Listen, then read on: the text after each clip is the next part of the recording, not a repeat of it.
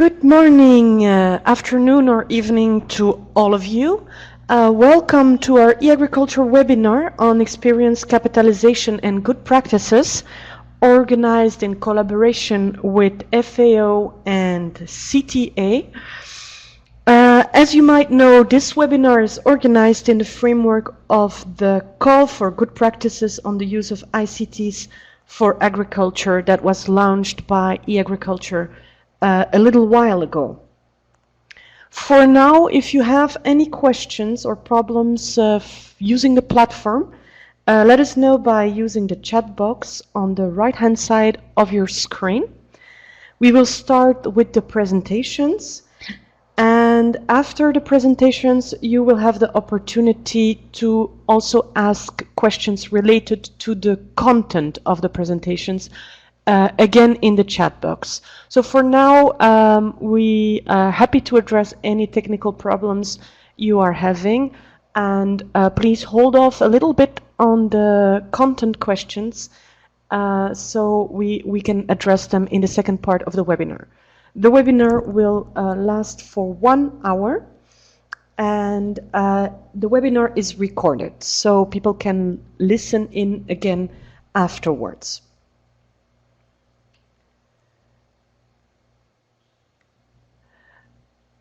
Today's webinar has the following objectives. We want to inform participants about the call for good practices that has been launched on e-agriculture. We would like to provide participants with the necessary methodology and tools to be able to participate in this call, and in a larger sense, give an introduction to experience capitalization and the free online course that has been developed.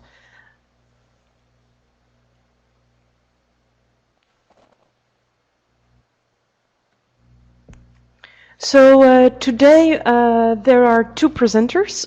We will start with Jorge Chavez Tafu, who is an associate program coordinator at CTA and the author of the e-learning module, Experience Capitalization for Continuous Learning.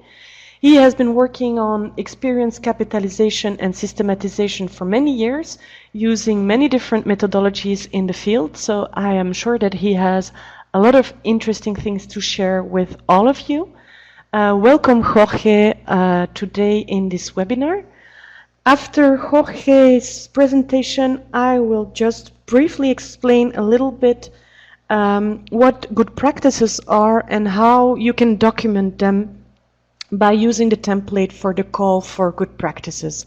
So I will keep it brief and more practical, and Jorge will do the main part of this webinar on experience capitalization. So there are three parts: the introduction to experience capitalization, the good practices, and the template for the call, followed by questions and answers. Jorge, are you ready? I am, thank you. Over to you. Thanks a lot, thank you. Good morning, everybody. Good afternoon, otherwise, good evening. I've been invited to share with you some ideas about experience capitalization, which is of course based on the work that CTA is currently doing, but also based on the work that FAO has been doing for quite a few years. So I'm going to start briefly sharing a few ideas. What are we talking about? What is experience capitalization? As you can see here, we are talking about a process which, with the main objective of drawing lessons from a particular experience. So what we want is to describe and analyze work which is going on in the field in order to draw lessons which can then be used, which can be shared and can be used to improve the work that we are doing in the field. We could say that this is not something which is terribly new. Many people have been working about this. In Latin America, this is very well known as systematización, but other people may talk about documentation or in general as capitalization processes. As I said, this is not new, but we feel that there is quite a need to do more and more of this. Why do we need to do it? I'm sure you would agree with me that if we go to the field, to the rural areas, there are many, many problems still. In spite of the enormous progress that has been seen in many parts, there are many difficulties. But at the same time, there are many successful experiences. There are projects and there are programs which are working very well and which have a lot to show. The problem is that many of the lessons which come from these projects are not sufficiently shared. There's a lot of description of these projects, but less analysis of less lessons or fewer lessons which can be shared and which other people can be used. So that's why, well, as I said, FAO, CTA, and other organizations have been trying to encourage more organizations to try out and to capitalize their different experiences. And well, you've already heard that there's the learning module which FAO has recently launched. This has been completed last year and officially launched at the beginning of this year. Different organizations were involved in it under the leadership of Sophie Treinen. And the good thing is that this is online and you can download it and you can go through it by yourselves in a very simple and easy way. You can see the different lessons that this brings. It presents a lot of information. I think it is a very comprehensive guide for the whole approach. And it also includes lessons, examples, case studies, questions, and sufficient information for you all to see what are we talking about and how can it be put into practice. This course is structured around 5 units with 13 different lessons, and of course it follows the same idea of the steps of the experience capitalization process. If you log in, go through it, you will see the different units, starting of course with an introductory unit which presents a bit of theory. What is experience capitalization? What benefit does it bring? What are the main principles around which it is built, etc., etc. A second unit talks about facilitation. While this is not a description of what is to facilitate a process in general, it does include a lot of techniques and methods on how to support other people, other organizations to start a process and to complete it. So this can be either as an outsider, so all of us can support others running a process, but it can also be as a sort of internal facilitation, working with our own colleagues or working within our own organization and finding the best way to complete the process. A third unit looks at the steps which are needed to get the process going. So many times when we think of preparation, about a workshop or about the venue for a workshop and nothing more. But in fact, we need to look a little bit broader and to think, for example, which is the experience we're going to be looking at, or who are the participants, or who are going to be involved in the whole process. This is all described in this unit. And then we come to Unit 4, which is the one which presents the key ideas or the key steps for the whole process, which, as you can see here, basically looks at the idea of collecting information, of organizing it in a way that helps us see what we have and what we don't have, and then going to the analysis of this information, trying to draw lessons from it, which can then be shared in a good way so that it reaches the audience we want to reach. One of the interesting things, or the things I find most interesting about this module, is this last unit. Because we are not only trying to prepare a document and hope that this will be shared, we're actually trying to encourage the different organizations involved to use these lessons so that we are able to generate the change that we want to see. We look here at the process of adoption and the steps that we need to take to encourage organizations to adopt these lessons and to see how the process can be continued in the future. So as I said, if you log in, you are able to go through these different lessons, and you can go at your own rhythm, at your own pace, and then, well, get the information which can help you start a process on your own. I would like to highlight some of the key things that you can see in this module or that you can think of when going on or starting your own capitalization process. The first one is the experience you're looking at. You would need to start by thinking what exactly is an experience and what are you going to be capitalizing on. In fact, we could say that an experience can be practically, well, not just a project, it can be a big program or it can be a small set of activities. The interesting thing is that we, let's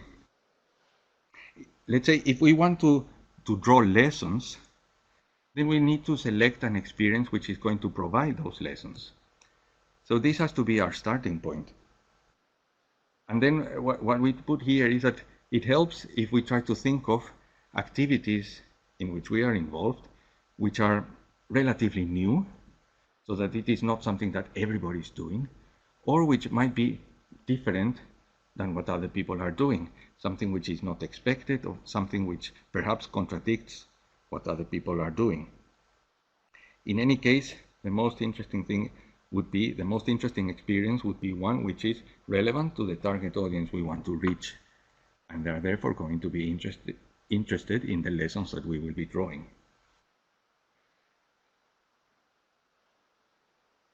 A next, not a next step, but a next set of ideas that we need to think of is on how to organize the amount of information that we will be gathering or that we already have. There are many different ways of organizing the information. You can use templates, for example. Some people like to use timelines in which you identify what are the key moments which took place or what are the things that happened in a certain place. Either way, whether it is one or the other, what's interesting to show is that first we have an initial situation with difficulties, with a particular context, and then we have a set of activities which are, well, what the project in question has been doing or trying out, which lead to a new situation with changes that are the result of this intervention. Whichever way we use to organize this information, the idea is to clearly see that we sometimes don't have all the information and we need to look for more. We need to go to the field and run interviews or do focus groups or simply observe what is happening. But before doing interviews, we need to know what is the information that we need to look for. So as I said, organizing it in a certain way helps us go to the field with specific questions and find out what we need to find out.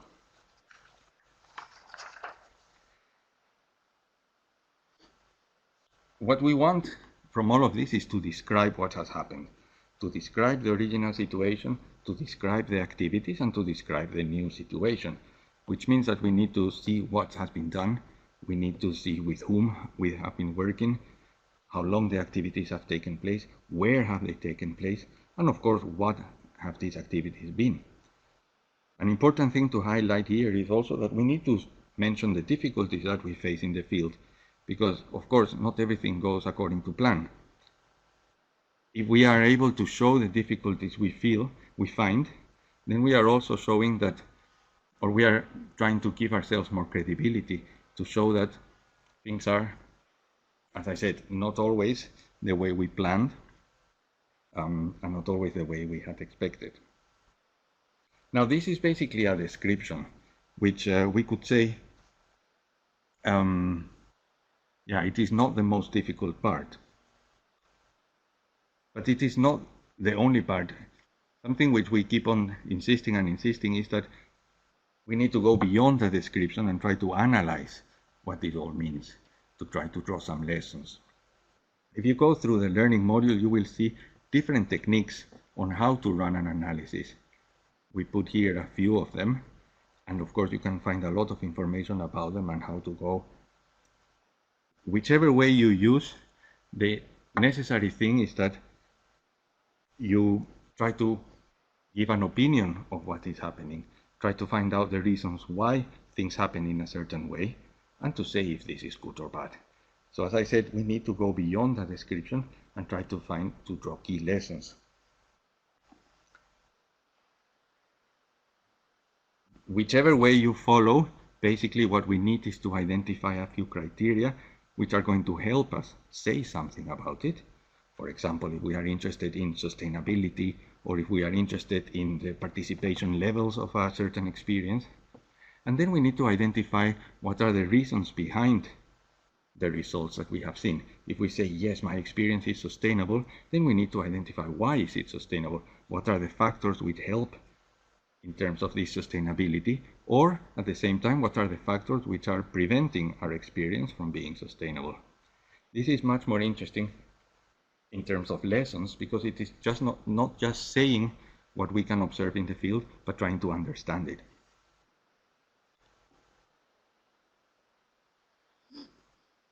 Many times we see experience capitalization as a document which presents a particular experience, as if we take a photo of what is happening in the field. What I would like to emphasize is that it is not just a photo. Basically, what we try to give is opinions with arguments and evidence as to why things are the way they are. This is, if we try to go there, it becomes much easier to draw the lessons which are going to, or which can be used by other people. And then, of course, bringing these lessons to other people mean that we need to present them in a certain way. So we need to, prepare a document, or perhaps prepare a video, or perhaps share information via social media. There are many ways at the moment to share these ideas. I'm not an expert on video, and I think that most of us at the end up preparing a document. So if we're going to write something, we need to make sure that whatever we write is easy to read, is concise, is precise. It's simple, not too big, but most of all that it is rigorous, in the sense that it has information which can be proved right. You can also find a lot of tips and techniques on how to write and how to present information, and these are the things that we must not forget, because we have to make sure that the information reaches the people that we want to reach. We can talk about different principles, that the document has to be complete, accurate, etc. But I think that it is also important to remember that we are trying to reach people who will read or who will not read what we are producing. So I liked it when some of these persons said that we need to look at the human touch, so that people are motivated to read what we are presenting, and in this sense, being able to take the lessons that we are producing. And we come to the last bit. If we are talking about producing lessons, as I said, we want to make sure that these lessons are used, which means that we need to think about adoption or scaling up as processes which are going to help or which define whether these lessons are taken or not further. We can think of these different conditions which help organizations to take lessons further, and we can think also in terms of drivers or spaces of a scaling up process. And to finish, one of the things that we are of course interested is that if you start an experience capitalization process, it doesn't end up as a one-time activity, but it becomes a regular activity within an organization, which means that we have to focus on those conditions which are helping, or which can help, in terms of mainstreaming and institutionalization of the approach. Fortunately, there is more and more organizations which are not just trying it once, but which are also looking at these conditions and then making sure that it can be a process which goes on for a very long time. As I said, we are working within CTA with a project which is funded by IFAD and which involves FAO and also other organizations.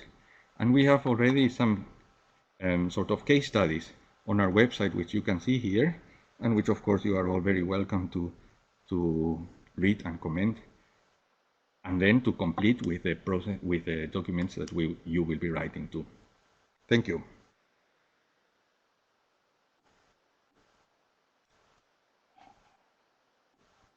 Thank you very much, Jorge, for this presentation.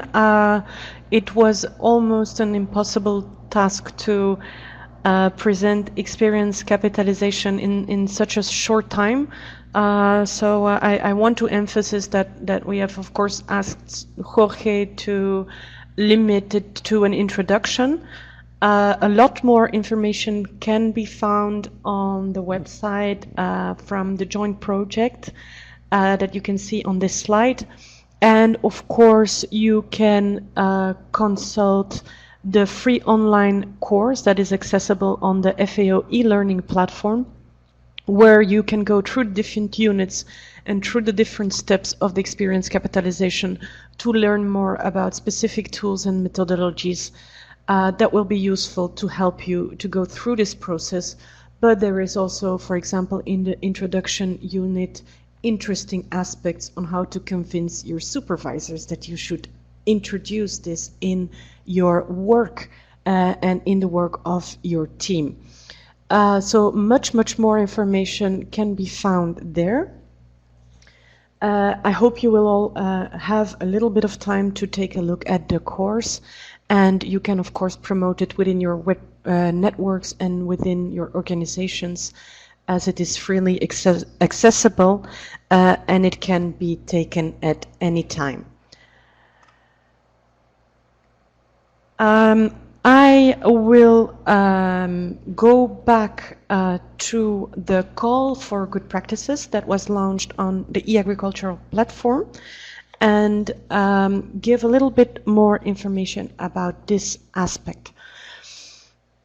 So we are looking for good practices and promising practices on the use of ICTs in agriculture.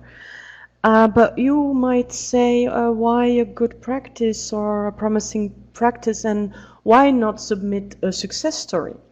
There are actually different terms with different meanings. Success stories are quite well known. A lot of people and organizations produce them. They're excellent means to share results of a project with a very wide audience, and they often use a human story that makes it appealing to read. These stories focus on what happened in a project and what the impact was. But a good practice, as Jorge also pointed out, goes way beyond that. It does not only focus on the what, but also on how and why something happens.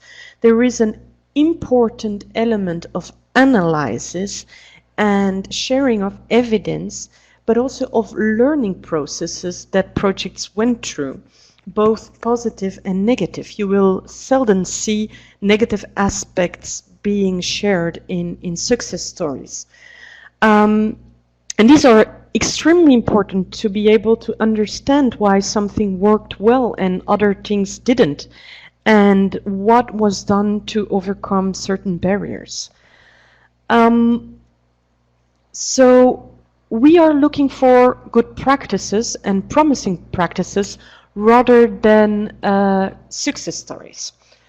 So talking about good or promising practices, we are looking for both of them because both of them are important and are important to be shared. So a good practice is a practice that is not only good, but it's also one that has proven to work well and to produce good results, and therefore can be recommended as a model. It is successful, but it has also been tested and validated, and it has been repeated. So we know for sure that it deserves to be shared. And by sharing it, we know that a greater number of people can adopt it. A promising practice is a practice that has already demonstrated a high degree of success, but often only in one single setting. And we can know that in the same kind of setting, this practice can be replicated, but it might not have the same outcomes in another setting. So this needs to be developed a little bit more. It needs a little bit more of research and a little bit more of replication but it has a potential to become a good practice. So we are looking for both types of experiences. For the identification of a good practice or a good practice to be, there are a few criteria that you can keep in mind to cross-check if your project or your experience would be a good one to submit for the call for good practices. So it needs to have some proven and achieved good results. It needs to be environmentally, socially, and economically sustainable. So if your practice meets current needs, that is great, but you also have to be keeping in mind that it should not compromise the ability to address needs in the future. We also think that gender sensitivity is an important part because a good practice should benefit all actors, men and women, in the same way. It should be technically feasible because it must be easy to learn and it must be easy to implement. Otherwise, it would be difficult to upscale the experience.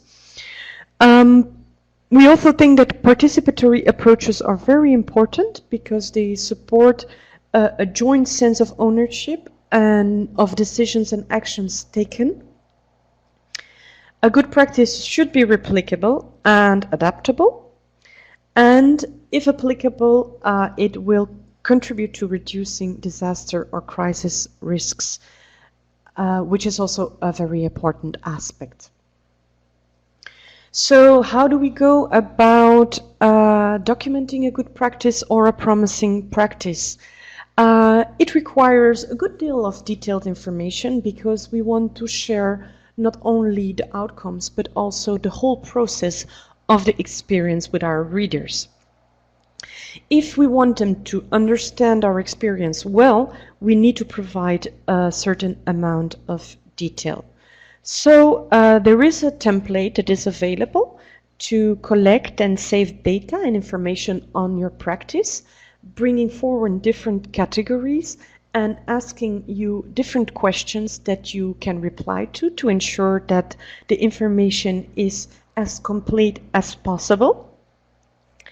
But you have to keep in mind that filling in this kind of template and documenting a good or promising practice in this way is only a very small part of the global experience capitalization process as it was presented by Jorge. So a lot of work is done ahead of this documentation, but there is also a lot of work that can be done after the documentation with this template. So the template might not be the ideal way of sharing your lessons and information with your target audience. You might have to develop videos or introduce the lessons in a series of radio shows to ensure that the people who need the information can actually receive it in the most appropriate way. So also more about that can be found in the course on experience capitalization. For the call, there is a specific template that can be downloaded on the e-agriculture website. You need to fill it in. You need also to provide us some contact details so we can get back to you and ask any additional questions, would there be any. And we have set a deadline for the 1st of July.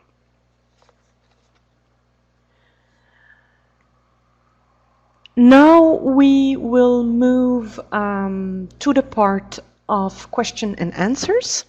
So we invite everyone to type the questions in the chat box.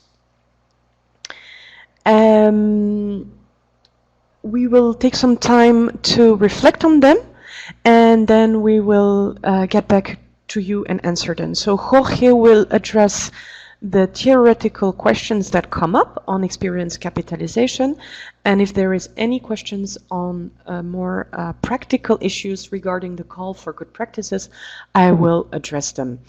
After this webinar, so if we do not have time to address all the questions, or you have questions at a later stage, You can also come back to us with more questions using an online forum discussion page on this specific topic. You will find the link here, or you can also write us at info@eagriculture.org with any questions you might have regarding the call or the methodology.